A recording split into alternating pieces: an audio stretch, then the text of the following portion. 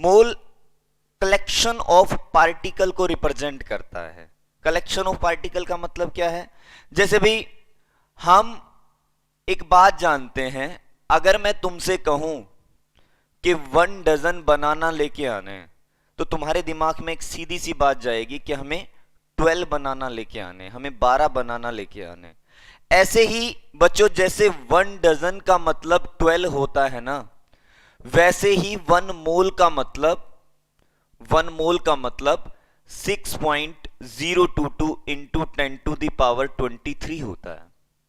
ठीक है, 1 मोल का क्या मतलब होता है? 6.022 इंटू 10 टू द पावर 23। तो बच्चों, अगर मैं डेफिनेशन पे आता हूं मोल की, तो मोल क्या है? मोल इज कलेक्शन ऑफ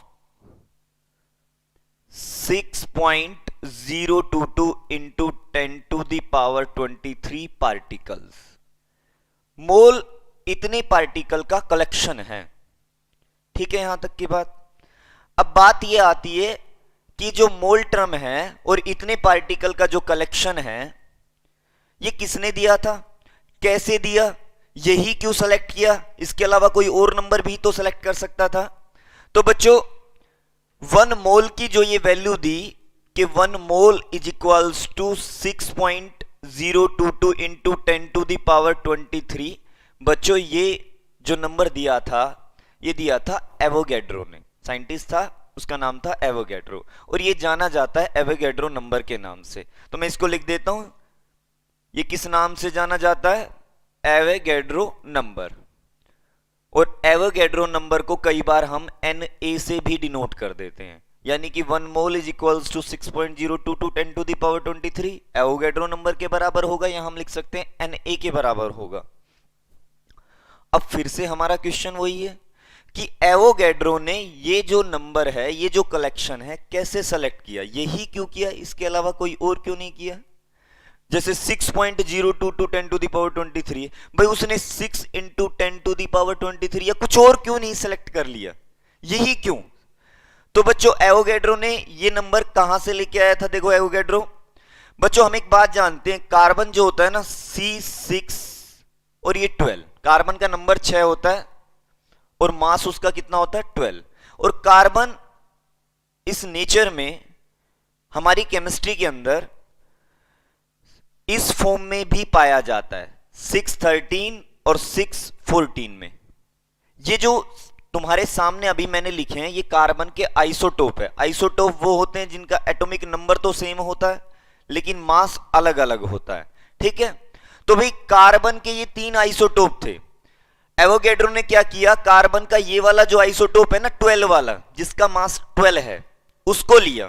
ध्यान से समझना बच्चों, ये वाली डिजिट आई कहां से? ये वाला आइसोटोप उसने सेलेक्ट किया कार्बन का, और क्या किया? इस वाले आइसोटोप का उसने 12 ग्राम वजन कर लिया। कितना वजन कर लिया? 12 ग्राम। ठीक है, देखो बच्चों, एक सीधी सीधी बात बताता हूं तुम्हें। ये जो मार्कर है ना, मार्कर, ये एक मैटर है। कभी 9th क्लास में भी पढ़ा होगा, anything that can have mass and occupy space is known as matter. ये मैटर है, और मैटर जो होता है ना, पार्टिकल से मिलकर बनता है, और वहां जो नंबर ऑफ पार्टिकल है ना, वो बहुत ज्यादा होते हैं, बहुत ज्यादा होते हैं। अब ऐसी ही कहानी ये जो 12 ग्राम मैंने लिया है C12 का, कार्बन जिसका मास 12 है, उसका मैंने 12 ग्राम वजन करके ले लिया। तो बच्चों, इस 12 ग्राम C12 के पास 6.022 into 10 to the power 23 particles मौजूद थे। तो एवोगैड्रो ने जो ये 1 मोल की वैल्यू लेके आया, वो यहां से लेके आया कि कार्बन C12 वाला कार्बन अगर मैं 12 ग्राम वजन कर लेता हूं, तो उसके अंदर टोटल कितने पार्टिकल होंगे? 6.022 इंटू 10 टू द पावर 23। और बच्चों, एवोगैड्रो ने जो अपना कंसेप्ट है ना, ये देखो आगे बढ़ाता गया, और आगे जो रिजल्ट निकले वो बड़े लाजवाब थे। क्या रिजल्ट निकला आगे? कि अगर मैं कार्बन का 12 ग्राम लेता हूं, तो उसके पास इतने पार्टिकल होते हैं। इतने पार्टिकल का मतलब 1 मोल है, ये है कि नहीं? क्योंकि 1 mole is equals to 6.022 10 to the power 23। इसका मतलब ये हो गया कि ये जो मैंने लिया हुआ है ये कार्बन का 1 मोल लिया हुआ है। अब बच्चों ये जो कंसेप्ट है आगे हमारी हेल्प कहां करता है कि 1 मोल में किसी का भी लूं, अगर मैंने ये लिख दिया ना कि 1 मोल सोडियम, तो उसके पास भी 6.022 इंटू 10⁻23 पार्टिकल होंगे या एटम होंगे सोडियम के। तो एवोगैड्रो ने यह कहा कि किसी भी सब्सटेंस का 1 मोल चाहे वो किसी भी सब्सटेंस का हो, उसके पास जो नंबर ऑफ पार्टिकल होंगे ना वो उतने ही होंगे जितने 12 ग्राम C12 के पास है। समझे बात को? क्या कहा है मैंने? देखो 12 ग्राम C12 के पास इतने पार्टिकल हैं और किसी भी सब्सटेंस का 1 मोल जो होगा उसके पास भी इतने ही पार्टिकल होंगे, 6.022 इंटू 10⁻23। तो बच्चों एवोगैड्रो ने जो डेफिनेशन दी, एक और डेफिनेशन दी, इसी से रिलेट करके मैं लिख रहा हूं डेफिनेशन, समझनी है और तुमने वो क्या कि according to Avogadro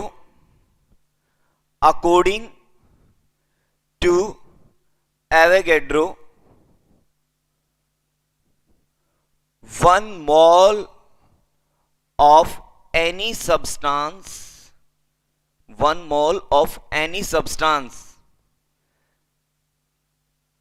contain same number of particle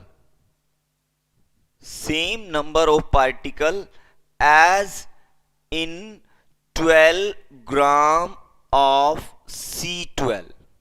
यानी कि 1 मोल किसी भी सब्सटेंस का सेम पार्टिकल कंटेन करेगा जितने की 12 ग्राम C12 के अंदर है। C12 यहां नंबर 6 ही है, वो मैं लिखूं चाहे ना लिखूं, मैंने 12 मास वाला कार्बन लिया हुआ है, कार्बन का नंबर तो 6 ही होगा। चलो बच्चों ये तो थी बात डेफिनेशंस की। अगर मैथमेटिकली मैं देखूं, मैथमेटिकली मोल का फॉर्मूला क्या होगा? बच्चों देखो आपको थोड़ा सा टाइम लगेगा, ये जो टॉपिक है ना बहुत लाजवाब है, धीरे धीरे जब आगे बढ़ेगा ना तो बहुत अच्छे अच्छे रिजल्ट आएंगे, तुम्हें मजे आएंगे इसके क्वेश्चन करने में, तो समझना है तुमने अच्छे से।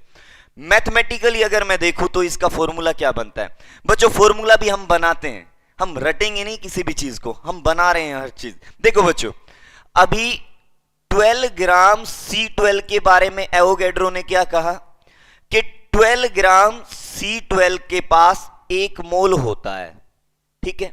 यानी कि C12 का कार्बन जिसका मास 12 है, अगर मैं उसका 12 ग्राम वजन कर लूं तो उसके पास 1 मोल होगा।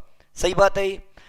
अगर मैं इसी कार्बन का इसी का 24 ग्राम वजन कर लेता हूं, देखो 2 गुना कर दिया वजन, तो उसके पास नंबर ऑफ मोल 2 हो जाते हैं।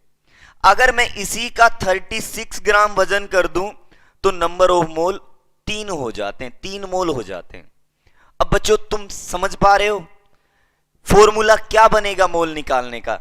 देखो बच्चों 12 ग्राम C12 का 1 मोल, इसका मतलब मैंने पता क्या किया है, इस 12 को डिवाइड किया है इस 12 से, 1 आ गया। 24 ग्राम के पास 2 मोल होते हैं, कैसे आएगा? इस 24 को डिवाइड करना है इस 12 से, 2 आ जाएगा। 36 ग्राम के पास 3 मोल होते हैं, क्या करना पड़ेगा? 36 डिवाइड बाय दिस 12। और ये 12 जो है, ये वाला जो 12 है, ये क्या है? Atomic mass. और ये क्या है? ये मैंने जो वजन किया है कार्बन का वो है, यानी कि ये है उस सब्सटेंस का मास जो मैंने वजन किया है, और उसको डिवाइड करना है उसके एटॉमिक मास से, हमारे पास क्या आ जाएगा? मोल आ जाएगा। तो बच्चों भी मैथमेटिकली अगर मैं फॉर्मूला बनाता हूं तो मैथमेटिकली फॉर्मूला क्या बना? Mole is equals to mass of substance divide by mass of substance divide by atomic mass, या बच्चों मोलिक्यूलर मास। देखो या तो हमें एटॉमिक मास से डिवाइड करना है या मोलिकुलर मास से डिवाइड करना है। बच्चों कंफ्यूज बिल्कुल नहीं होना है। अगर हमारा दिया हुआ सब्सटेंस जो मैं तुम्हें दे रहा हूं, अगर वो एक एटम है तो उसका एटॉमिक मास लेना है, अगर वो एक मोलिक्यूल है तो मोलिकुलर मास लेना है बच्चों। इसीलिए मैं कह रहा हूं तुम्हें 9th क्लास में है ना पढ़ना है एटम और मोलिक्यूल के बारे में, कौन एटम होते हैं कौन मोलिक्यूल। वैसे तुम्हें बता देता हूं, जैसे सोडियम अकेला है एक एटम है, अगर ये किसी के साथ जुड़ जाता है NaCl एक मोलिक्यूल है। अगर तुम्हें कभी भी मोलिक्यूल दिया हुआ है तो यहां मोलिकुलर मास लेना नीचे, अगर अकेला एटम दिया हुआ है तो नीचे एटॉमिक मास ले लेंगे। ठीक है यहां तक की बात। चलो अब आगे समझते हैं, आगे समझते हैं बच्चों। अब मैं एक इंपॉर्टेंट रिजल्ट निकालने वाला हूं, समझना। If mole is equals to 1, अगर मैं मोल की वैल्यू 1 ले लेता हूं, अगर मैं मोल की वैल्यू 1 ले लेता हूं, किसी भी सब्सटेंस का मैं 1 मोल ले रहा हूं, ठीक है।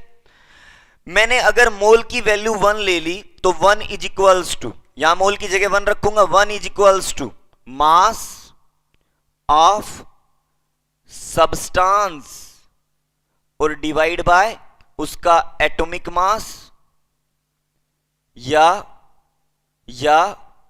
मोलर मास, मोलर मास। तो ध्यान से देखना भाई बच्चों, इसको मैं इधर ले आता हूं, या जो भी है यहां से रिजल्ट मैं फाइनल रिजल्ट ये लिख सकता हूं कि mass of substance is equals to atomic mass या molar mass. Molar mass molecular mass ही होता है भाई बच्चों शॉर्ट फॉर्म में, मोलर मास। अरे लिख सकता हूं ना ये, मास ऑफ सब्सटेंस किसके बराबर हो गया, इधर आ गया एटॉमिक मास या मोलर मास। ठीक है भाई, कब, जब मोल की वैल्यू 1 होगी। तो बच्चों एक बात समझना, ध्यान से समझना, अगर मैं उस सब्सटेंस का जो भी मैंने लिया है, कुछ भी ले सकता हूं मैं, वाटर ले सकता हूं मैं अमोनिया ले सकता हूं, सुगर, ग्लूकोज, मैंने कुछ भी लिया हुआ है। अगर मैं उस जो सब्सटेंस मैंने लिया है, अगर मैं उसका वजन, जो मैं वजन कर रहा हूं, अगर वो वजन एटॉमिक मास या मोलर मास के बराबर ले लेता हूं, तो उसके पास मोल की वैल्यू क्या होगी, 1। इसी को यहां पे समझते हैं। देखो जैसे अभी मैं तुम्हें कह रहा था कि 12 ग्राम C12, ठीक है, 12 ग्राम C12, इसका एटॉमिक मास कितना है, 12, और मैंने इसका वजन भी कितना किया, 12, और बच्चों इसके पास मोल कितने थे, 1।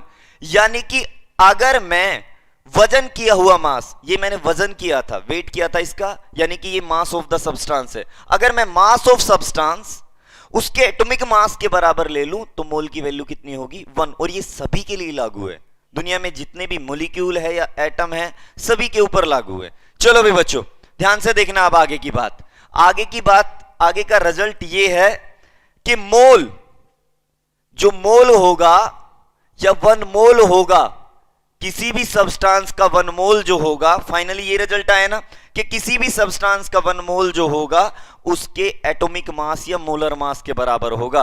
1 mole is equals to atomic mass. सही बात है। और ये कब, in case of atom, atom के केस में। और 1 mole is equals to molecular mass होगा, मोलिकुलर मास होगा in case of molecule. Molecule के केस में वो किसके बराबर होगा, मोलिकुलर मास के बराबर होगा। ठीक है यहां तक की बात। चलो अब आगे देखो, ये वाला जो रिजल्ट है ना भी बच्चों बहुत इंपॉर्टेंट है हमारे लिए, ध्यान रखना है इस रिजल्ट को हमने, कि 1 मोल किसी भी सब्सटेंस का उसके एटॉमिक मास या मोलर मास के बराबर होगा, डिपेंड करता है जो भी हमें दिया हुआ है उसी के अकॉर्डिंग। अगर एटम दिया हुआ है तो एटॉमिक मास के बराबर होगा, और अगर मोलिक्यूल दिया हुआ है तो मोलर मास या मोलिकुलर मास के बराबर होगा। ठीक है बच्चों, अब आगे हमारी जो स्टडी आगे बढ़ती है वो बढ़ती है कि ये एटॉमिक मास या मोलर मास, वैसे तो हम जानते हैं, पढ़े हुए हैं हमारे। और बच्चों तुम्हें एक बात बता देता हूं, मोल कंसेप्ट अभी बहुत दिन चलेगा हमारे, कम से कम इसके 7 या 8 लेक्चर होंगे लगातार। हमें इसको अच्छे से समझना है, और अच्छे से समझने के लिए जरूरी चीजें क्या है जो आपको करनी है, 1 से लेके 20 तक जितने भी एलिमेंट हैं हमारे, उनके एटॉमिक मास तुम याद करोगे। तुम्हें याद करने हैं, वो टिप पे होने चाहिए, ताकि जब भी कोई मॉलिक्यूल आए तुम्हारे सामने झट से तुम उसका मॉलिक्यूलर मास निकाल दो। चलो भी बच्चों, यहां अभी तुम्हें अगली बात बताता हूं। ये जो एटॉमिक मास होता है ना, ये जो एटॉमिक मास है, ये मेनली तुम्हें तुम्हारी बुक में 2 यूनिट में लिखा हुआ मिल सकता है, या तो उसके पीछे यूनिट लगी होगी एएमयू, यानी कि जब तुम क्वेश्चंस करोगे तो तुम्हें एटॉमिक मास, या तो एटॉमिक मास के पीछे यूनिट लगी होगी एएमयू, या यूनिट लगी होगी ग्राम पर मोल। ठीक है, क्या लगी होगी? ग्राम पर मोल। जैसे बच्चों एक एग्जांपल लेता हूं, सोडियम का नंबर 11 होता है, मास 23 होता है। ठीक है, तो ये जो 23 जो मास है ना, इस मास की 2 यूनिट हो सकती है, या तो तुम्हें मिलेगा 23 एएमयू, या तुम्हें मिलेगा 23 ग्राम पर मोल। ठीक है बच्चों, अब इन दोनों में अंतर क्या है? अगर तुम्हें एएमयू लिखा हुआ मिल जाता है तो उसका मतलब क्या है, और ग्राम पर मोल लिखा हुआ होता है तो उसका मतलब क्या है। तो बच्चों बताता हूं, पहले तो तुम्हें एएमयू की फुल फॉर्म क्या होती है। एएमयू की फुल फॉर्म होती है एटॉमिक मास यूनिट। और बच्चों अगर कभी भी तुम्हें एटॉमिक मास के पीछे एएमयू यूनिट लिखी हुई दिखाई पड़ती है तो इसका मतलब है ये तुम्हें दिया हुआ है मास ऑफ 1 एटम, एक एटम का मास। ये कितने एटम का मास दिया हुआ है? एक एटम का, अगर एएमयू लिखा हुआ है पीछे तो। और अगर ग्राम पर मोल, या इसके अलावा एक और लिखा हुआ मिल सकता है, और gram atomic mass, gram atomic mass ये भी लिखा हुआ दिखाई पड़ सकता है तुम्हें, ग्राम एटॉमिक मास। तो बच्चों इसका मतलब है मास ऑफ 1 मोल एटम, एक मोल एटम का मास। और एक मोल का मतलब 6.022 इंटू 10⁻23 एटम का मास। अगर एक एटम का मास देगा तो यूनिट लिखेगा एएमयू, और अगर एक मोल का देगा तो ग्राम पर मोल या ग्राम एटॉमिक मास। ठीक है, अब सुनो जरा ध्यान से भाई बच्चों, आगे की जो कहानी है वो हमारे पास क्या है। सेम एज इट इज तुम्हें मोलिक्यूलर मास भी 2 यूनिट में लिख के दे सकता है वो, या तो एएमयू और या ग्राम पर मोल, और यहां एक और चीज लिख सकता है वो ग्राम मोलिक्यूलर मास, ग्राम मोलिक्यूलर मास। तो बच्चों अगर एएमयू दिया हुआ है तो इसका मतलब है ये एक मोलिक्यूल का मास है। अब मोलिक्यूलर मास आ गया, मोलिक्यूलर मास तो एक मोलिक्यूल का होता है, एटॉमिक मास एक एटम का होगा। तो भाई यहां पे ये है मास ऑफ 1 मोलिक्यूल, एक मोलिक्यूल का मास होगा। और सेम एज इट इज अगर तुम्हें ग्राम पर मोल दिया हुआ है तो भाई मोल का मतलब तो 6.022 10⁻23 होता है। इसका मतलब ये वाला मास है एक मोल का, या 6.022 10⁻23 मोलिक्यूल्स का। तो भाई यहां पे लिखूंगा मैं, ये है मास ऑफ 1 मोल मोलिक्यूल, एक मोल मोलिक्यूल का, और एक मोल का मतलब 6.022 10⁻23 मोलिक्यूल का। ठीक है, चलो अब सुनो आगे की कहानी। यहां से मैं एक और रिजल्ट निकालता हूं बच्चों। देखो ग्राम एटॉमिक मास जो है, ग्राम एटॉमिक मास जो यूनिट है वो रिप्रेजेंट करती है एक मोल को। Same as it is gram molecular mass जो है वो भी रिप्रेजेंट करता है किसको? एक मोल को। तो आपको एक और बात याद रखनी है, अगर मैं कभी भी किसी के पीछे ऐसे लिखता हूं 1 ग्राम एटम, तो तुम्हें समझना है 1 मोल दिया हुआ है उस सब्सटेंस का, ठीक है, या उस एटम का 1 मोल दिया हुआ है। अगर मैं किसी में के पीछे लिखता हूं 1 ग्राम मोलिक्यूल, तो भी तुम्हें उस मोलिक्यूल का 1 मोल समझना है कि वहां उस मोलिक्यूल का 1 मोल है। देखो पीछे अगर ऐसे लिखा हुआ है ग्राम एटम, ग्राम मोलिक्यूल, तो मतलब समझना है 1 मोल है उसका। अगर मैं लिख देता 2 ग्राम एटम तो 2 मोल हो जाते, 4 ग्राम एटम तो 4 मोल होते। देखो बच्चों ग्राम के साथ एटम होना चाहिए या ग्राम के साथ मोलिक्यूल होना चाहिए, तभी ये होगा, वरना नहीं होगा। और ये कुछ केस में ही आएगा, 1-2 न्यूमेरिकल आएंगे इसके, लेकिन फिर भी अपने माइंड में रखना है इस तरह की चीजें। ठीक है, यहां तक की बात। चलो बच्चों अब आगे जो हमें स्टडी करना है ना, वो इस एएमयू के बारे में करना है। जैसे अभी मैं बता रहा था कि भाई ये एएमयू और ग्राम पर मोल इनका मतलब क्या है।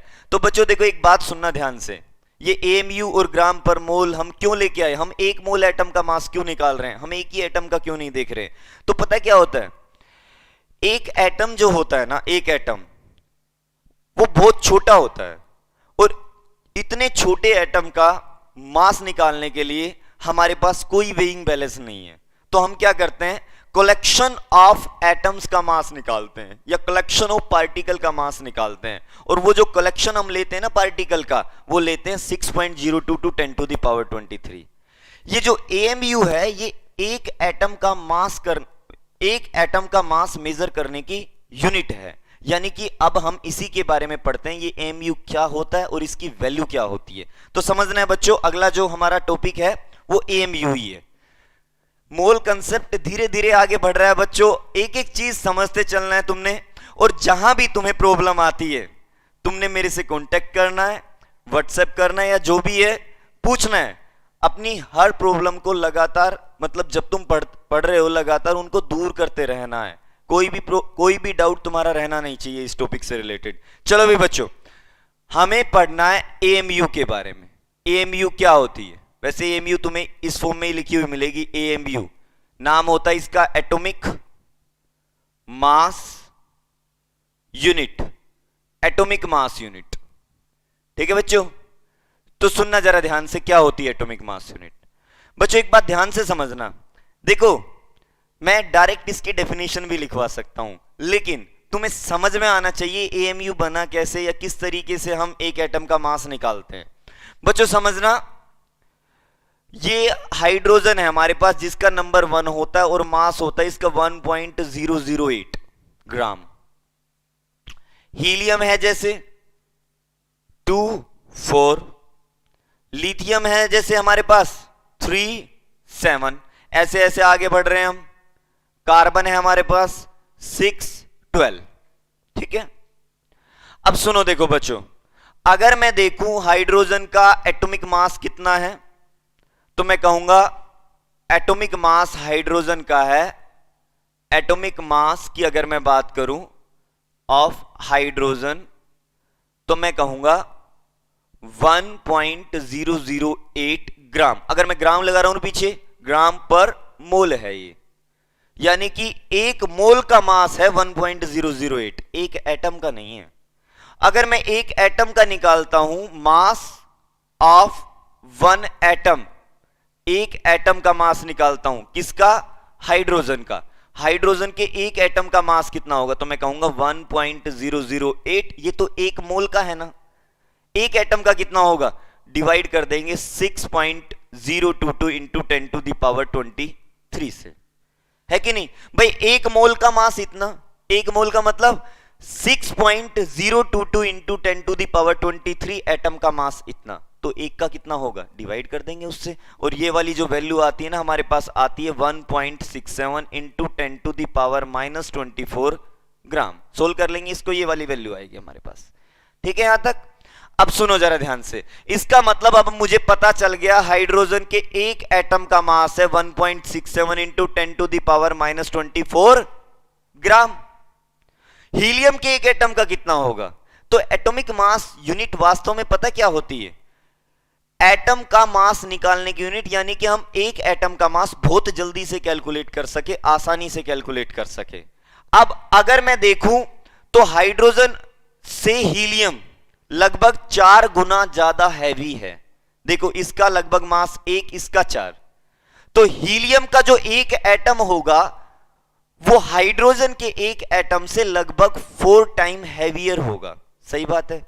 अब हाइड्रोजन के एक एटम का मास इतना, तो हीलियम के एक एटम का मैं कह सकता हूं 4 इंटू 1.67 इंटू 10⁻24 ग्राम, है कि नहीं? ये होगा हीलियम के एक एटम का मास।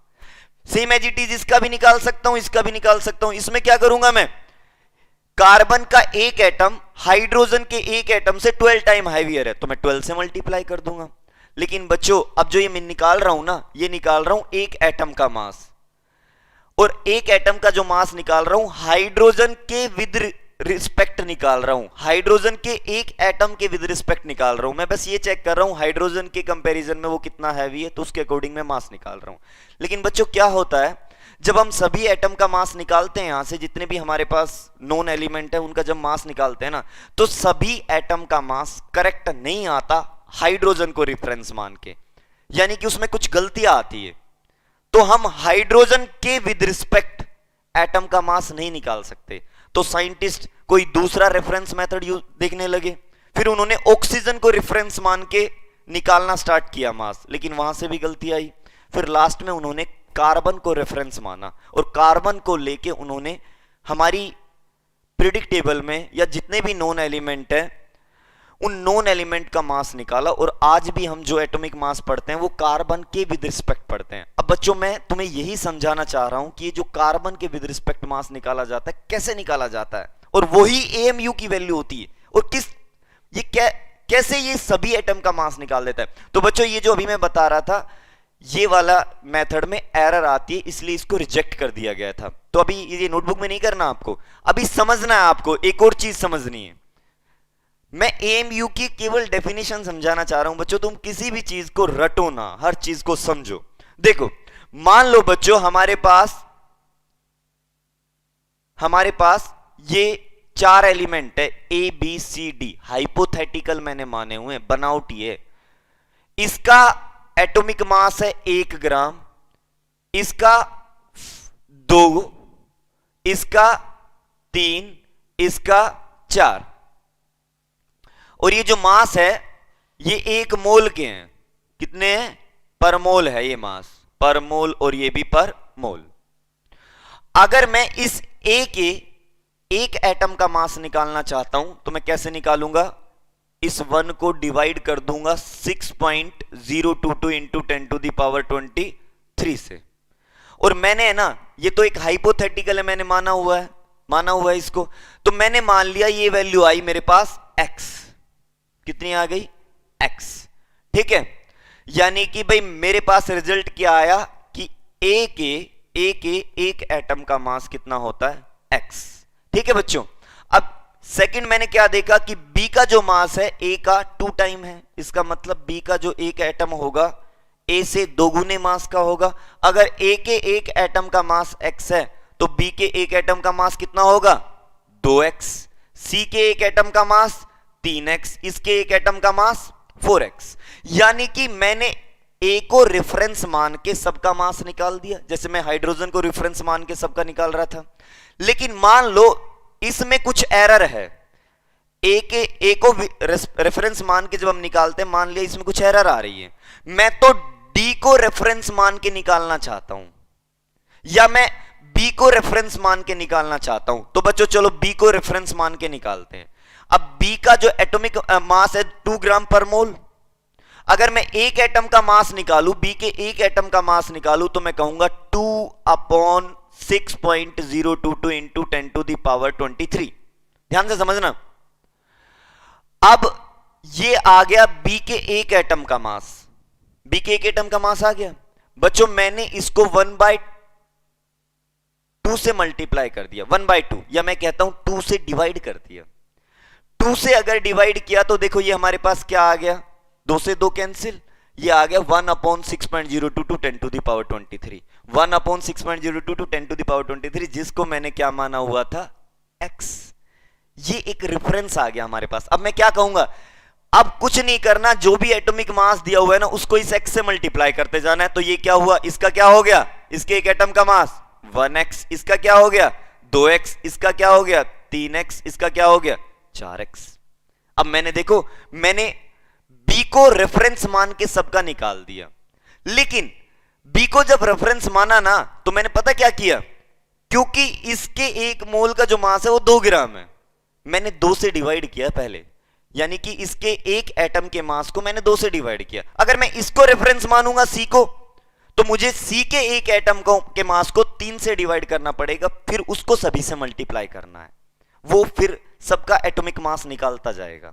तो बच्चों ऐसे ही हमने कार्बन को रेफरेंस माना, समझना आप देखो ध्यान से, मैंने कार्बन को रेफरेंस माना और कार्बन को रेफरेंस मान के मैं सभी का एटॉमिक मास निकालना चाहता हूं। तो बच्चों बड़े काम की चीज है, देखना एएमयू क्या आई। एएमयू एटॉमिक मास यूनिट वास्तव में पता क्या होती है, कार्बन के एक एटम का मास समझना, mass of one atom of C12, carbon के एक एटम का मास मैं निकाल दूंगा, लेकिन उसको डिवाइड करना पड़ेगा। किससे डिवाइड करना पड़ेगा? 12 से, क्योंकि कार्बन का मास 12 है, 12 से मुझे डिवाइड करना है। ठीक है, समझ में आ रही है बात? तो AMU बराबर क्या आएगा? 1/12 mass of one atom of carbon. एक कार्बन के एक एटम का मास हम कैसे निकाल सकते हैं? कार्बन का जो भी मास होगा, ये मास कितने का होगा? 1 मोल का, उसको डिवाइड कर देना 6.022 10 to the power 23 से। ठीक है, 12 से 12 कैंसिल, तो AMU बराबर देखो क्या आ गया, AMU बराबर 1/6.022 इंटू 10 to the power 23। और ये जो 6.022 10 to the power 23 है ना, इसको मैं एवोगैड्रो नंबर भी लिख सकता हूं, Na। और बच्चों अगर मैं इसको सोल्व करूं, तुम सोल्व कर सकते हो, देखो ये 10 to the power ऊपर जाएगी -23, जब इसको इससे डिवाइड करेंगे ना, तो ओवरऑल रिजल्ट लिख देता हूं मैं 1.66 इंटू 10 to the power -24 ग्राम। ये वैल्यू आई हमारे पास AMU की, अगर मैंने कार्बन को रेफरेंस माना। अब मुझे क्या करना है? देखो ये वाली वैल्यू आ गई, अब मुझे बस एक काम करना है, इस वैल्यू से सभी के एटॉमिक मास को मल्टीप्लाई कर देना, वो होगा एक एटम का मास। जब मैं इस वैल्यू को इससे मल्टीप्लाई करूंगा ना, 1.008 multiply by 1.66 into 10 to the power -24, तो हाइड्रोजन के एक एटम का मास आ जाएगा 1.67 इंटू 10 to the power -24 ग्राम।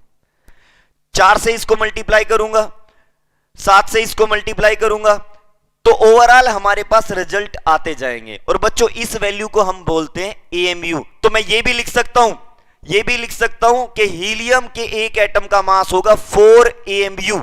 यानी कि मुझे ये बार बार दिखाने की जरूरत नहीं है कि हीलियम के एक एटम का मास 4 into 1.66 into 10 to the power -24, उसकी जगह मैं क्या लिख देता हूं? AMU। तो एक ये यूनिट बन गई, एक एटम के मास को निकालने की यूनिट। यानी कि मैं इनके आगे अगर AMU AMU लिखता जाऊंगा तो ये एक एटम का मास बनता जाएगा। समझ में आई बात? तो बच्चों ये था हमारे पास AMU। चलो इसके बारे में अब आगे देखते हैं। बच्चों देखो 1.66 इंटू 10 to the power -24 ग्राम में है, अगर किलोग्राम में वैल्यू देखूंगा ना, तो 1.66 into 10 to the power -27 kilogram में होगी। अगर ग्राम को किलोग्राम में बदलूंगा तो 10 to the power -3 और आ जाएगा इसमें। चलो भी बच्चों, अगर डेफिनेशन लिखूं मैं, तो डेफिनेशन होगी 1/12 part of the mass of an atom of carbon is known as atomic mass unit। इसी को हम बोलते हैं एटॉमिक मास यूनिट। कि कार्बन के एक एटम का जो मास होता है उसका 1/12 पार्ट, उसको 12 से डिवाइड कर दिया, वही है हमारे पास AMU। समझ गए बच्चों? और जितने भी आज के टाइम में जितने भी हमारे पीरियडिक टेबल में एक एटम का मास निकाला जाता है, वो कार्बन को रेफरेंस मान के ही निकाला जाता है। क्लियर है यहां तक की बात? चलो अब आगे देखते हैं हमारे पास आगे क्या है।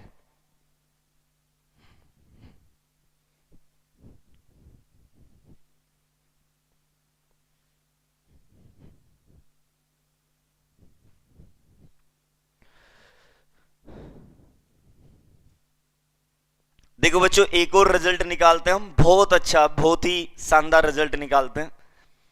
अभी अभी मैंने लिखा AMU is equals to 1/12 of mass of an atom of C12 यानी कि C612। ठीक है, चलो अभी मान लो बच्चों मैंने तुम्हें दे दिया कि कार्बन जिस नंबर 6 होता है, मास 12 होता है। मैंने कहा कि बताओ इसके पास प्रोटॉन कितने हैं। जानते हो ना प्रोटॉन कैसे निकाले जाते हैं? जो ये नंबर होता है, जो एटॉमिक नंबर होता है, वही नंबर ऑफ प्रोटॉन होता है। तो प्रोटॉन यहां है 6। इलेक्ट्रॉन कैसे निकाले जाते हैं? हालांकि हम आगे भी पढ़ेंगे, लेकिन मैं यहां बता देता हूं, अगर एटम न्यूट्रल होता है, अगर उसके ऊपर कोई चार्ज नहीं होता है, यहां कोई चार्ज नहीं है, चार्ज मतलब पॉजिटिव नेगेटिव नहीं है यहां, अगर एटम न्यूट्रल होता है तो जितने प्रोटॉन होते हैं उतने ही इलेक्ट्रॉन होते हैं। इलेक्ट्रॉन भी कितने हुए? 6। न्यूट्रॉन कितने हुए? तो बच्चों न्यूट्रॉन निकाले जाते हैं mass minus atomic number, atomic mass minus atomic number, तो 12 माइनस 6 कितना हो गया? 6। ठीक है, अभी मैंने एक बात मान ली कि प्रोटॉन का मास मैंने मान लिया mp, mp का मतलब मास ऑफ प्रोटॉन। न्यूट्रॉन का मास मैंने मान लिया mn, mn क्या है? Mass of neutron. इलेक्ट्रॉन का मास मैंने मान लिया me, me क्या है? Mass of electron. अब देखो बच्चों एक सीधी सी बात है जी, जो कार्बन है हमारे पास 6 12, उसके पास क्या क्या चीजें हैं? प्रोटॉन है, इलेक्ट्रॉन है, न्यूट्रॉन है। अगर मैं इन सब का मास जोड़ दूंगा तो मेरे पास ओवरऑल एक एटम के का मास आ जाएगा ना, कार्बन के एक एटम का मास आ जाएगा। देखो कार्बन के एक एटम के पास 6 प्रोटॉन, 6 इलेक्ट्रॉन, 6 न्यूट्रॉन, अगर मैं इन सब के मास को ऐड कर देता हूं तो ओवरऑल मेरे पास इस कार्बन के एटम का मास आ जाएगा। मैं निकालूंगा वो, देखना वो वैल्यू कितनी आएगी। तो बच्चों एक सीधी सी बात है, यहां पे लिखता हूं मैं कि AMU is equals to 1/12। Proton कितने हैं? 6, तो 6 into mass of proton. Electron कितने? 6, तो 6 into mass of electron. Neutron कितने? 6, तो 6 इंटू मास ऑफ न्यूट्रॉन। अभी हम जानते हैं एक बात कि मास ऑफ इलेक्ट्रॉन जो होता है ना, मास ऑफ इलेक्ट्रॉन इज नेग्लिजिबल, बहुत कम होता है।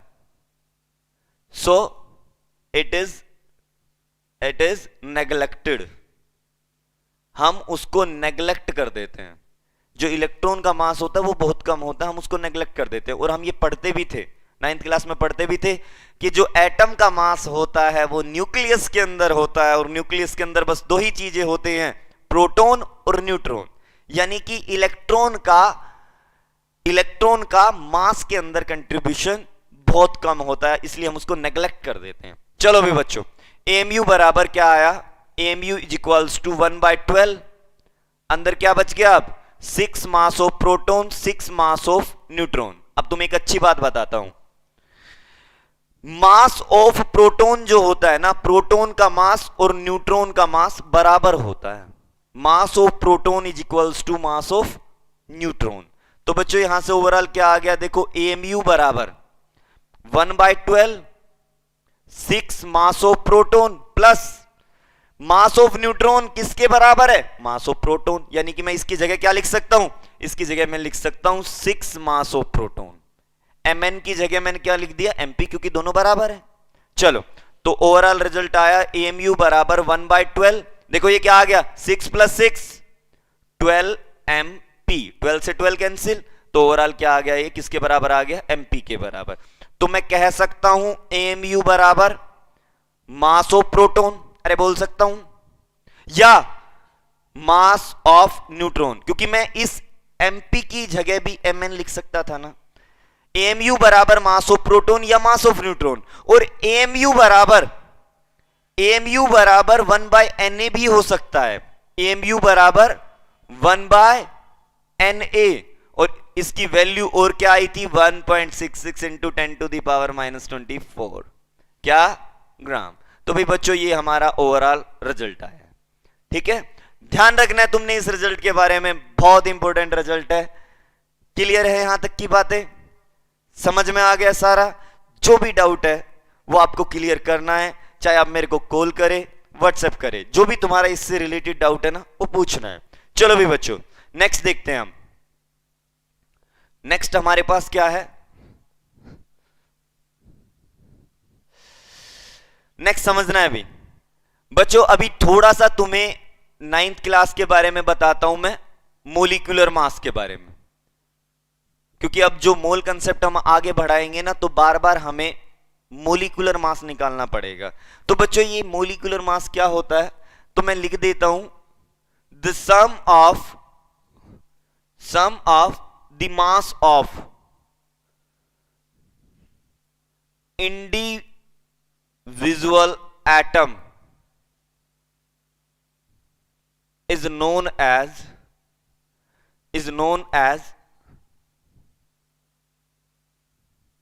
Molecular mass.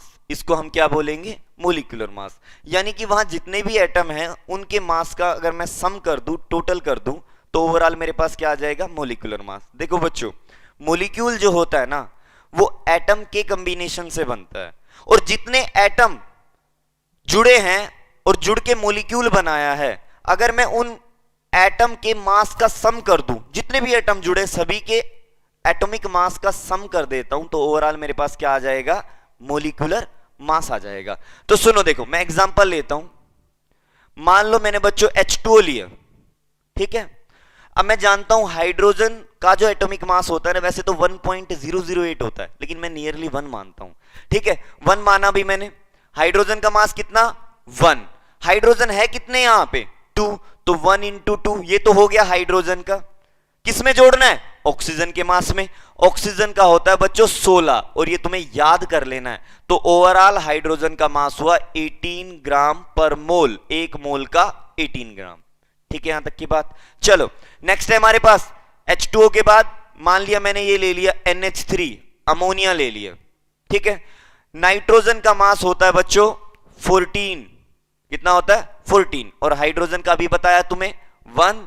1 को किससे मल्टीप्लाई कर दिया? 3 से, क्योंकि 3 हाइड्रोजन है। तो ओवरऑल कितना आ गया?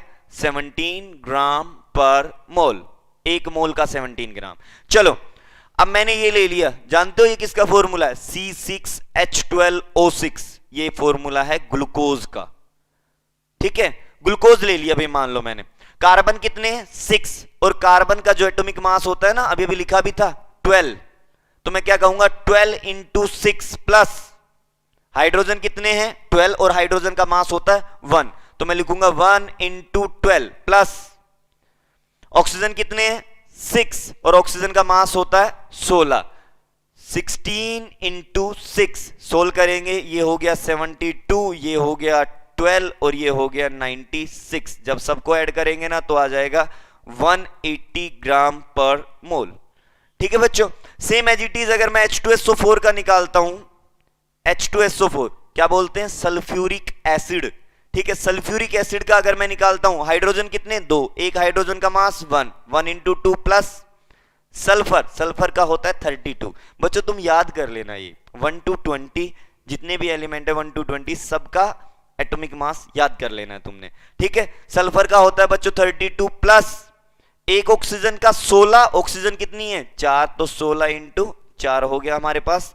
तो 2 प्लस 32 और प्लस 64, बच्चों ये ओवरऑल आ जाएगा 98 ग्राम पर मोल। ठीक है बच्चों, तो ये एक जनरल इंट्रोडक्शन सा दे रहा था मैं तुम्हें, किसके लिए? कि मोलिकुलर मास कैसे निकाला जाता है। इस तरीके से निकाला जाता है, क्योंकि आगे जब हम इस मोल कंसेप्ट को आगे बढ़ाएंगे ना, तो मोलिकुलर मास का ही बहुत इंपॉर्टेंट रोल है। ठीक है, यहां तक की बात। चलो स्टार्ट करते हैं अब अपने टॉपिक को।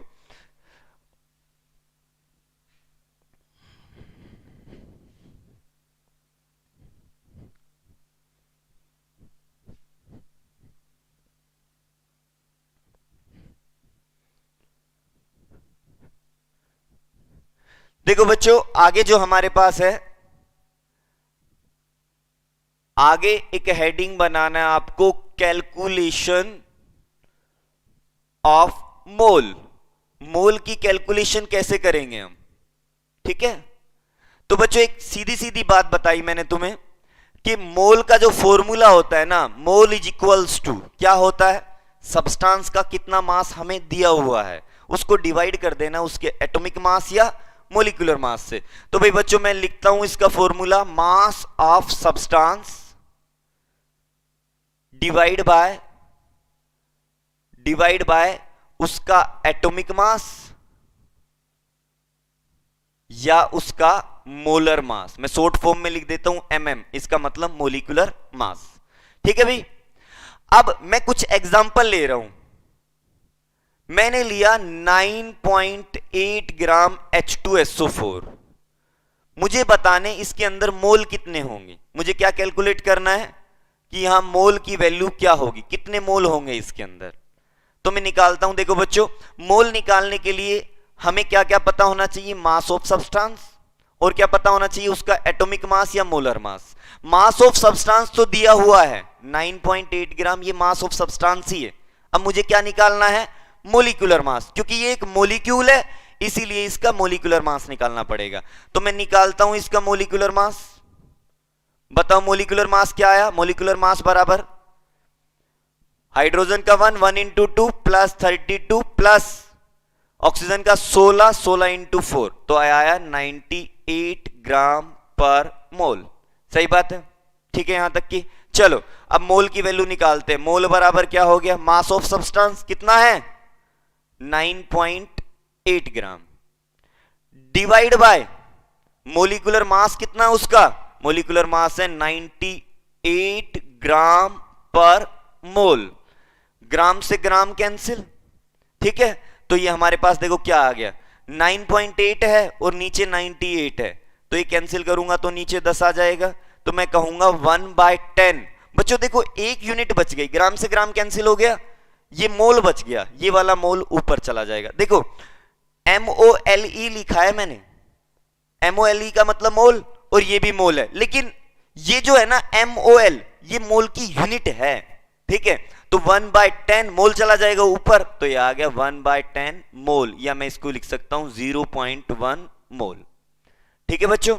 सेम एज इट इज एक और केस ले सकता हूं मैं। मान लो मैंने ले लिया 3.42 ग्राम शुगर। अब तुम जानते हो शुगर का फॉर्मूला होता है C12H22O11, ये फॉर्मूला होता है शुगर का, ठीक है। सबसे पहले मुझे क्या निकालना पड़ेगा, मोलिकुलर मास निकालना पड़ेगा। मुझे यहां क्या कैलकुलेट करने हैं, मोल की वैल्यू कैलकुलेट करनी है। तो सबसे पहले मैं मोलिकुलर मास निकालूंगा शुगर का। शुगर का मोलिकुलर मास अभी सिखाया भी था तुम्हें, 12 कार्बन है, कार्बन का मास भी 12 होता है, 12 इंटू 12 प्लस हाइड्रोजन कितने 22, एक हाइड्रोजन का मास 1, तो 1 इंटू 22 प्लस ऑक्सीजन का मास 16 होता है, 16 इंटू 11। बच्चों जब इसको पूरा कैलकुलेट करेंगे हमारे पास आ जाएगा 342 ग्राम पर मोल। ये आ गया मोलिकुलर मास ऑफ शुगर। चलो अब हम क्या करते हैं, अब हम मोल की कैलकुलेशन करते हैं। मोल बराबर क्या हो जाएगा 3.42 डिवाइड बाय 342, सोल्व करेंगे तो ये 100 आ गया नीचे, ठीक है।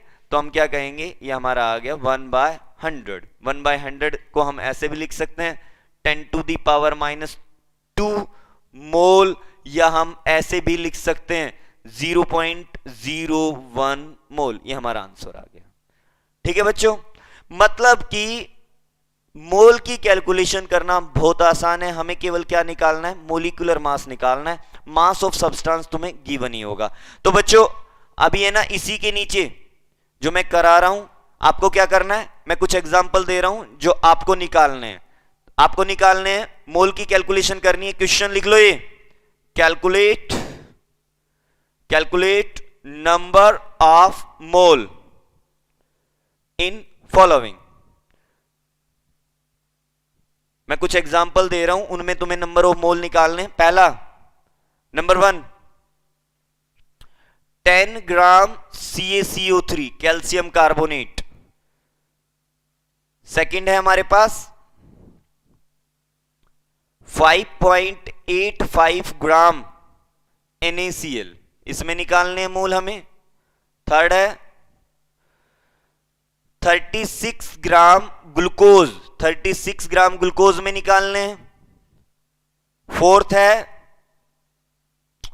12 ग्राम यूरिया। बच्चों यूरिया का फॉर्मूला होता है NH2CONH2, ठीक है। 5 पे है 20 ग्राम एसिटिक एसिड। एसिटिक एसिड का फॉर्मूला याद होगा CH3COOH, ठीक है बच्चों। ये कैलकुलेट करने हैं, नोटबुक के अंदर करने हैं, जहां ये टॉपिक यहां पे खत्म हुआ तो उसके नीचे आपको ये न्यूमेरिकल सोल्व करने हैं, ठीक है। और सोल्व करके उसको उस पेज की फोटो खींच के भेजनी है ग्रुप में, व्हाट्सएप पे जो ग्रुप बना हुआ है उसमें भेजनी है, ठीक है। थैंक यू बच्चों।